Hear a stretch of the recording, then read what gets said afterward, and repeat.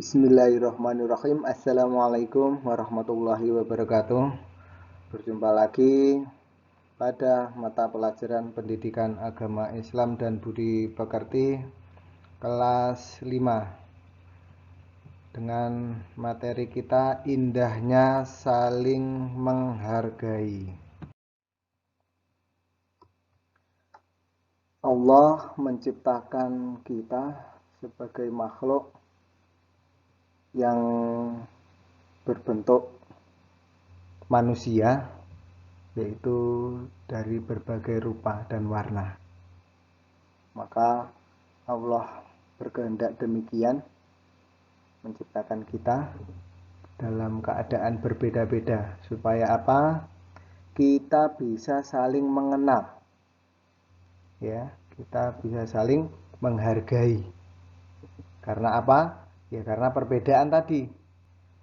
Berbeda bukan berarti kita membenci, kita menghina, ataupun kita merendahkan. Tidak. Karena apa? Allah menilai kita yaitu melalui ketakwaan kita. Nah, bagaimana caranya untuk menghargai seseorang, menghargai orang lain? Nah, dari definisi menghargai yaitu sikap hormat, sikap memuliakan, sikap memahami, menyadari, mengerti, menyukai, menilai, dan lain sebagainya.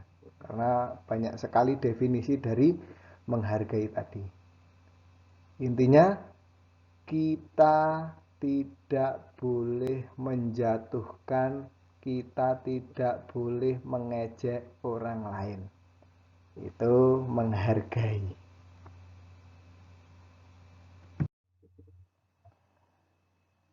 Nah, selanjutnya yaitu tentang menghargai pendirian orang lain. Suatu misal, contohnya tidak mencela, tidak mengganggu ibadah orang lain, menerima pendapat orang lain sebagai masukan, tidak mengejek antar suku, ras, agama, dan bangsa. Maka kita hidup di Indonesia ini khususnya dan di dunia pada umumnya, maka kita harus menghargai pendirian teman kita atau orang lain. Nah, selanjutnya menghargai keyakinan orang lain. Kalau keyakinan ini berhubungan dengan hati, ya. Contohnya ada banyak sekali masalah hati ini atau keimanan. Karena di Indonesia ini ada banyak agama, ya, ada Islam, ada Kristen, ada Katolik, ada Hindu, Buddha, Konghucu, dan lain sebagainya. Dan masih banyak agama-agama yang lain. Maka sebagai warga negara yang baik, kita harus menghargai keyakinan orang lain.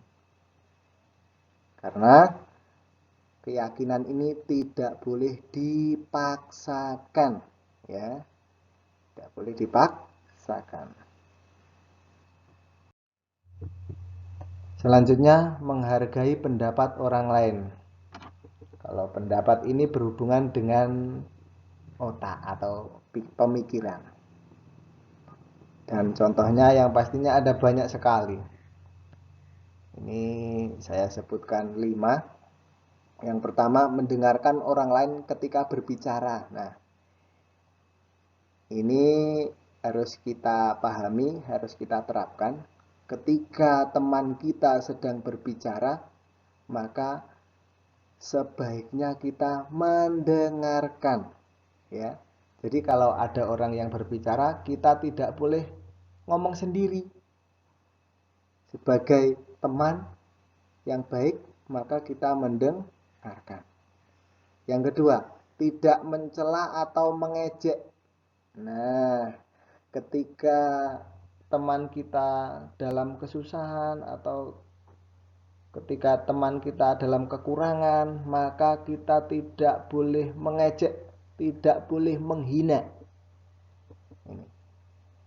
Karena apa? Ketika kita menghina, mengejek atau mencela teman kita, maka akan menyakitkan atau menyakiti hati teman kita. Yang ketiga, tidak memotong pembicaraan atau pendapat orang lain. Suatu misal, ketika ada orang yang berbicara atau teman kita yang berbicara mengungkapkan pendapatnya, maka biarkanlah pembicaraan teman kita itu selesai.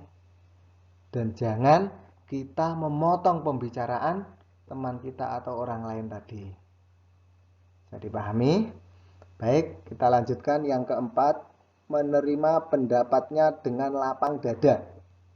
Nah, ini. Ketika teman kita berbeda pendapat, maka kita tidak boleh, pokoknya pendapat saya yang paling benar itu nggak boleh. Nah, ini. Jadi kita harus menerimanya.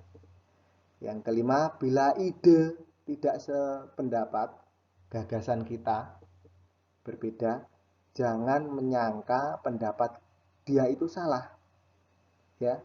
Jadi ketika pendapat teman kita itu berbeda dengan kita, jangan sekali-kali bahwa pendapat atau ide teman kita itu salah, jangan. Karena salah itu relatif, nanti bisa ditimbang dengan keilmuan dan juga agama.